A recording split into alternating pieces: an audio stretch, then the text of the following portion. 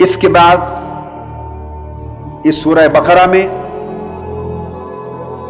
15ویں رکوع کے اندر آیت نمبر 124 سے آگے سیدنا ابراہیم علیہ السلام اور اسماعیل علیہ السلام کا ذکر آتا ہے، کعبۃ اللہ کے مقام کا ذکر ہے، اس کی فضیلت کا ذکر ہے، اس کی عالمی مرکزیت کا ذکر ہے، اور پھر مقام ابراہیم کا ذکر ہے جہاں سیدنا ابراہیم علیہ السلام کے قدم لگے، اور حکم ہے کہ میرے محبوب پیغمبر ابراہیم کے قدموں کے نشان والے پتھر کو صحن کعبہ میں رکھ کر اپنی نماز گاہ بنا لو، جائے نماز بنا لو، اور طواف اس وقت تک میرے گھر کا مکمل نہیں ہوگا جب تک ان قدموں کے نشان کو سامنے رکھ کر 2 نفل میری بارگاہ میں ادا نہ کر لو۔ عبادت میری ہے مگر تکریم قدمین پیغمبر کی ہے علیہ السلام۔ پھر کعبۃ اللہ کی تعمیر کا بیان، پھر بعثت محمدی کے لیے دعا ہے، امت مسلمہ دے دے اور نبی آخر الزمان عطا فرما دے۔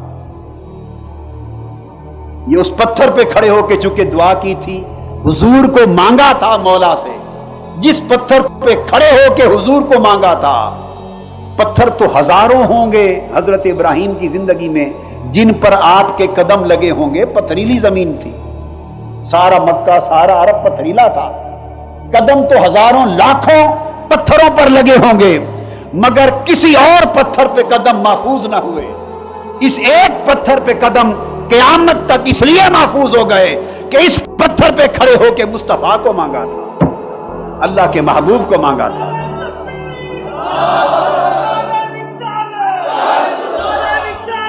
تو گویا اللہ نے حضور کی نسبت کی اور پیغمبر کے قدموں کی نسبت کی اتنی لاج رکھی، سارے پتھر آقا علیہ السلام کے ذریعے صحن کعبہ سے اٹھا کے باہر پھینکوا دیے، سارے پتھر پھینکوا دیے، اور جس پر پیغمبر ابراہیم کے قدم اور مصطفیٰ کی نسبت کا نشان تھا فرمایا اس پتھر کو نصب کر دو، اور آج تک نصب ہے۔ یہ توحید ہے، یہ کبھی توحید پتھروں کو نکلوا دینے کا نام ہے، کبھی توحید پیغمبر کے قدم والے پتھر کو سجا دینے کا نام ہے۔ فرمایا کہ لوگوں یہ جو 2 پہاڑ تمہیں نظر آ رہے ہیں میرے کعبے کے ساتھ، ادھر صفا اور مروہ، فرمایا دیکھنے میں تو پہاڑ ہیں، تم تو انہیں پتھر ہی دیکھ رہے ہو نا، پتھر دیکھ رہے ہو، مگر نہیں، اللہ نے فرمایا اپنی نگاہ سے نہ دیکھو، میری نگاہ سے دیکھو۔ یہ دیکھنے میں پتھر نہیں، پہاڑ جو دیکھ رہے پتھر نہیں، یہ میرے شعائر، میری نشانیاں ہیں، اور جو ان کی تعظیم کرے وہ صاحب تقویٰ ہو جاتا۔ اور حج اور عمرے میں ان پہاڑوں کا بھی طواف کرنا واجب ہے،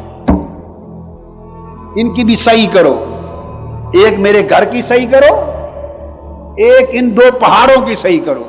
باری تعالیٰ ہم تیری بندگی کے لیے تو تیار ہیں، کعبہ ہے تیرے گھر کے طواف تو کرتے ہیں، ان پہاڑوں نے ہمیں کیا نفع نقصان دینا ہے، ان کے چکر کیوں لگائیں؟ نہیں سمجھ آئی بات؟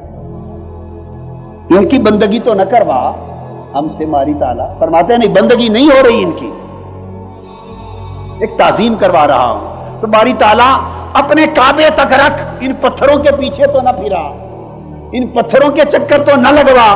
ایک پتھر تو نے چموا لیا حجر اسود بنا کر، ہم نے چوم لیا کہ تیرے محبوب کے لب لگے تھے،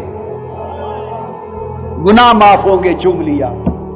ایک پتھر کے آگے اس کو نہیں مگر اس کی سمت میں تو نے ماتھا ٹکوا دیا، اس لیے کہ تیرے محبوب کی دعا کی نسبت اور پیغمبر ابراہیم کے قدم لگے تھے، اتنا کچھ کروا لیا۔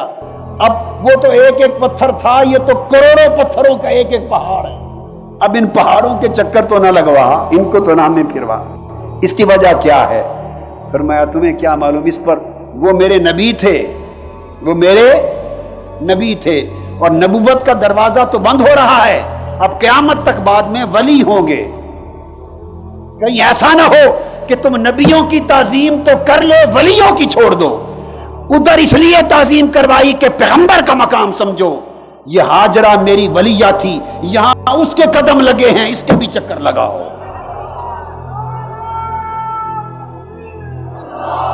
اس کے بھی چکر لگاؤ۔ اور وہ جو آب زمزم پیتے ہو نا اور شفا یابی لیتے ہو، وہ انہی جگہوں کی ایڑیاں رگڑنے کا صدقہ ہے، انہی جگہوں پر۔ وَمَن يُعَظِّمْ شَعَائِرَ اللَّهِ فَإِنَّهَا مِن تَقْوَى الْقُلُوبِ۔ تو اس میں اللہ پاک نے نسبت کا ادب کرنا اس کا سبق دیا۔ کیا؟ نسبت کا ادب، یہ ایمان میں سے ہے۔ بولیے نسبت کا ادب، خواہ وہ نسبت پہاڑ کو ہی مل جائے، ہائے پہاڑ کو مل جائے، پتھروں کو مل جائے نسبت، تو ان کا ادب ہے۔ اور اگر وہی نسبت مولا کی اور حضور کی اللہ کے بندوں کو مل جائے تو اس کے ادب کا عالم کیا ہو۔